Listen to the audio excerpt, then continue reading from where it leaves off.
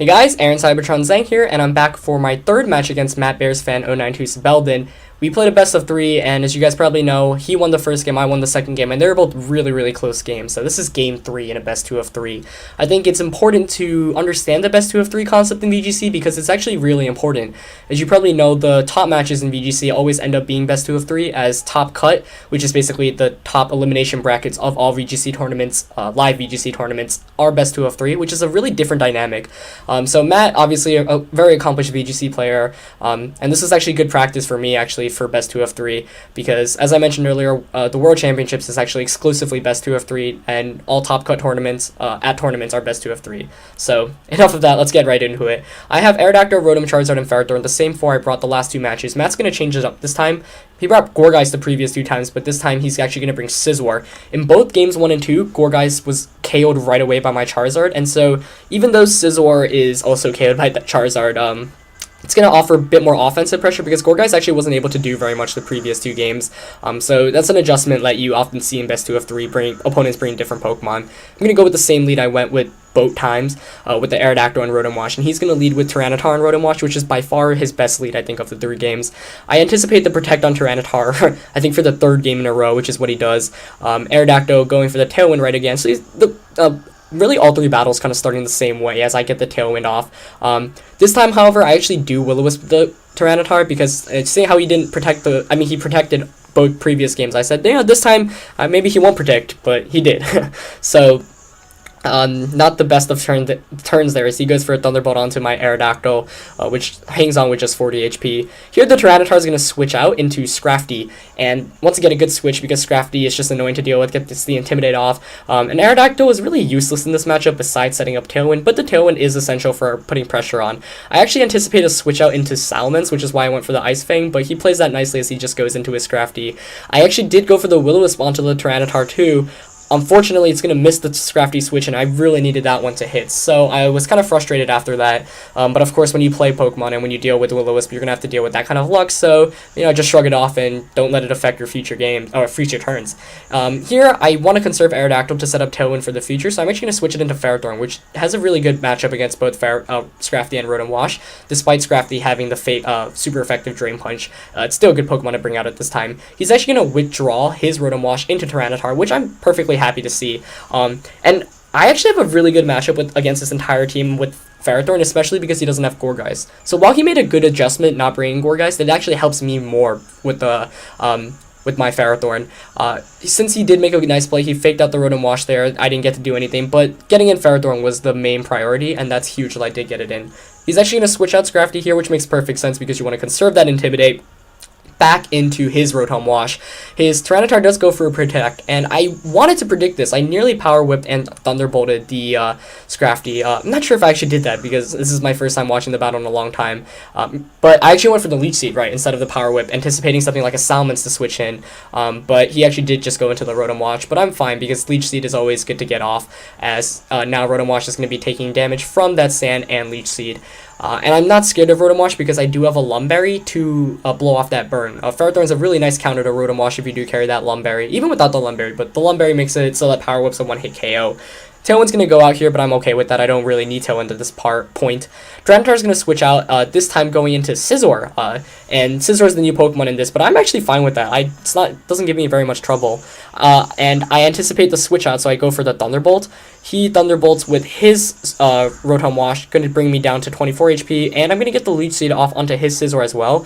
So this is why I'm happy he actually brought Scizor instead of Gourgeist, because the Gourgeist at this point would resist the Thunderbolt, and Leech Seed would not work against it. So once I saw Scizor, I was like, okay, this battle is actually going to be better than I thought it was. He actually opted to not bring out Salamence either, and so Ferrothorn, like I said, has a very good matchup against his entire team, and he knows that. He knows he's going to have to play around that. Here he switches Scizor, which is a very good play because Scizor does basically nothing at this point, especially when you're under half health and you're Leech Seeded. So he's going to switch off into Scrafty to get more Intimidates off.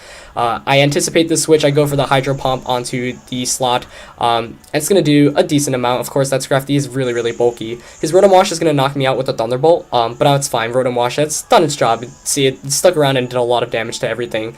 I did go for the Power Whip here onto the Rotom Wash because I needed the KO there, and I fortunately get it as Power Whip does not miss, and that's good because Rotom Wash can give me some trouble if he gets 2 burns off with Will-O-Wisp, but I eliminated that right away.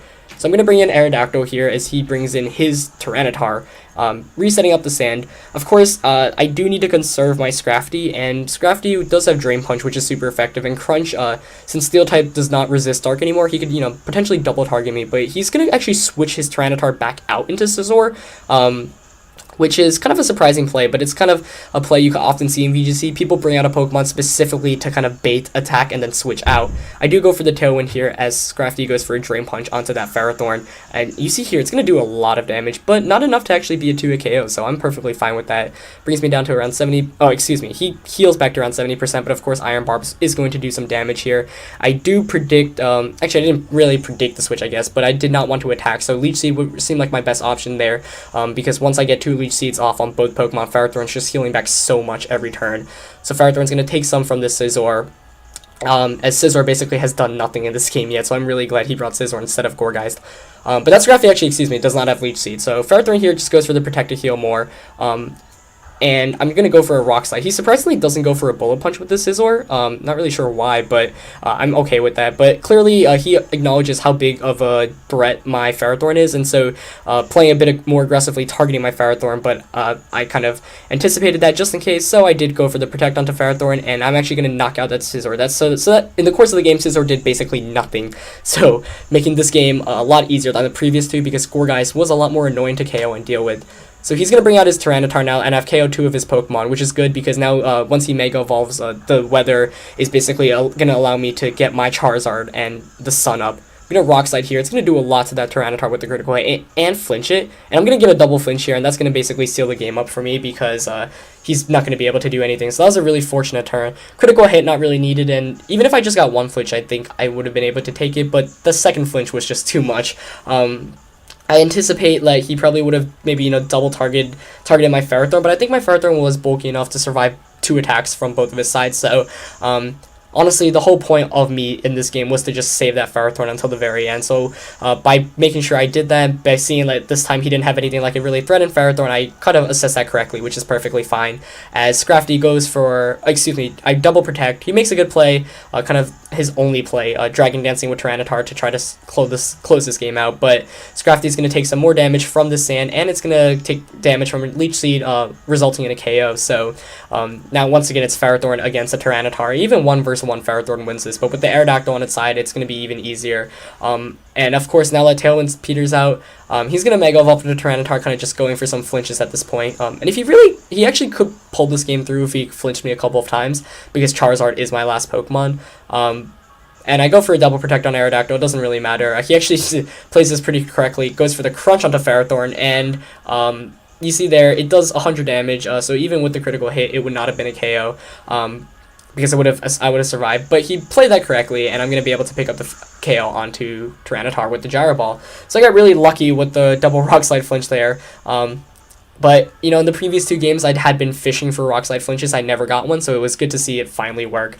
Anyway, that's it for today's battle, guys. Rate, comment, subscribe, of course, if you haven't already. 300 likes is always the goal for these battle videos, and I'll see you next time. Peace.